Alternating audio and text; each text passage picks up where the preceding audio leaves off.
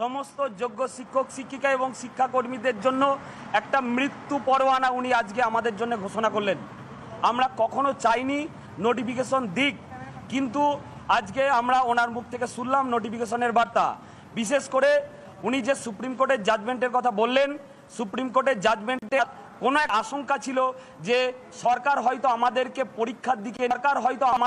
পরীক্ষার দিকে নিয়ে যেতে চাইছে।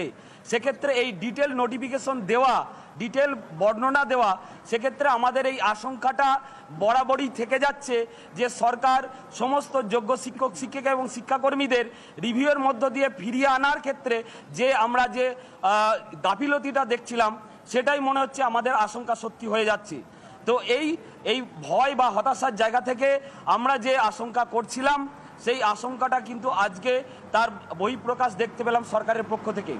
তো আমরা কোনোভাবেই চাইনি নোটিফিকেশন দিক এবং সেটা একেবারে ডিটেলভাবে দিক।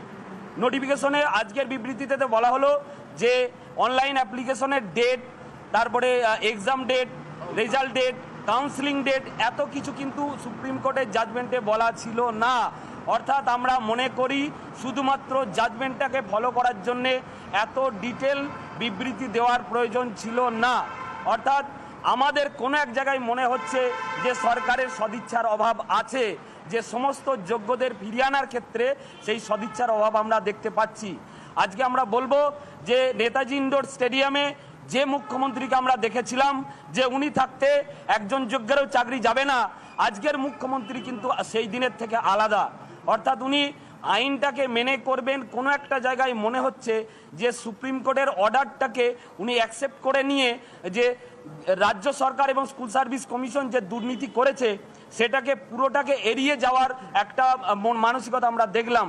অর্থাৎ আমাদের প্রতি যে ইনজাস্টিস হয়েছে, আমরা নিরীহ, আমরা যোগ্য, আমরা কোনো দুর্নীতির সঙ্গে যুক্ত নয়। অর্থাৎ 7 বছর সার্ভিস করার পরে আমাদের প্রতি সরকারের যে দায়বদ্ধতা থাকার কথা ছিল, আজকের বিবৃতিতে সে তার প্রতিফলন আমরা দেখিনি। উনি দুটো অপশনের কথা বলেছেন। প্রথম অপশন হচ্ছে এক্সাম, দ্বিতীয় অপশন হচ্ছে রিভিউ। উনি বললেন যে রিভিউটা অ্যাকসেপ্ট হয়নি, সরকার চেষ্টা করবে।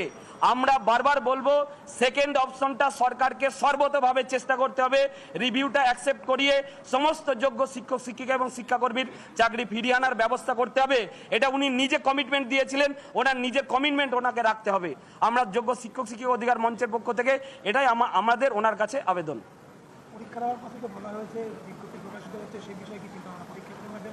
আমরা মনে করি যে অনলাইন অ্যাপ্লিকেশনের যে ডেটটা উনি বলেছেন যে জুলাই মাসের একটা ডেট বললেন, তো এটা আরও বাড়ানো যেত। সেক্ষেত্রে কি হতো যে রিভিউটা অ্যাকসেপ্ট করানোর ক্ষেত্রে সরকারের হাতে সময়টা আরও বেশি পাওয়া যেত। আমরা মনে করছি সরকারের আরও যোগ্যদের বাঁচানো এবং নোটিফিকেশন দেওয়া, দুটোকে ভারসাম্য রাখার আরও জায়গা ছিল। সরকারের পক্ষ থেকে সেই সদিচ্ছাটা আমরা দেখলাম না। রিল্যাক্সেশনের কথা বলা হচ্ছে, এক, আপনারা যারা 8 বছর 9 বছর বা 7 বছর চাকরি করছেন তার ক্ষেত্রে একটা নম্বর দেওয়া হবে, দ্বিতীয়ত বয়সের ক্ষেত্রে। দেখুন, এজ রিল্যাক্সেশনটা এটা একটা, আমরা যারা 7 বছর ধরে চাকরি করছি, যাদের ফ্যামিলিতে ধরুন আজকে অনেকে অসুস্থ, কারো ক্যান্সার আছে, কারো প্যারালাইসিস আছে, তো আবার বাড়িতে ছোট ছোট বাচ্চা আছে, মানসিক স্টেট মানে পরীক্ষা দেওয়ার মতন মানসিক পরিস্থিতি নেই, সেই জায়গা থেকে শুধুমাত্র এজ রিল্যাক্সেশনটা আমাদের জন্য ন্যায় বিচার হয়নি। কোর্টও আমাদের প্রতি ন্যায় বিচার করেনি, আমাদের সরকারও আমাদের প্রতি ন্যায় বিচার করছে না। প্রশ্ন আমরা পড়ে নিচ্ছি। এটা নিশ্চয়ই প্রেসারদের সঙ্গে বসা, আজকে কম্পিটিশনের মানে একটা নর্মাল একটা এক্সাম দেওয়া আর কম্পিটিটিভ এক্সামের প্রচুর ডিফারেন্স আছে। আমরা যখন স্কুলে পড়াচ্ছি শুধুমাত্র একটা সিলেবাস পড়াচ্ছি, কিন্তু যখন একটা কম্পিটিটিভ এক্সামের জন্য পড়তে হবে টোটাল সিলেবাসটা পড়তে হবে। তাহলে আজকে যখন আমরা স্কুলে আমাদের শিক্ষকতার দায়িত্ব পালন করব, আমাদের সাংসারিক দায়িত্ব আছে, আমাদের চাকরি হারিয়ে গেছে এই দুশ্চিন্তার মধ্যে আছে, শারীরিক প্রতিবন্ধকতা আছে, এই সমস্ত কিছু প্রতিকূলতারকে কাটিয়ে উঠে একটা কম্পিটিটিভ এক্সাম দিয়ে সেটাকে কোয়ালিফাই করা এবং চাকরিটাকে পাওয়া মানে মোস্টলি ইম্পসিবল। আচ্ছা, সকলকেই অ্যাড্রেস করে আমি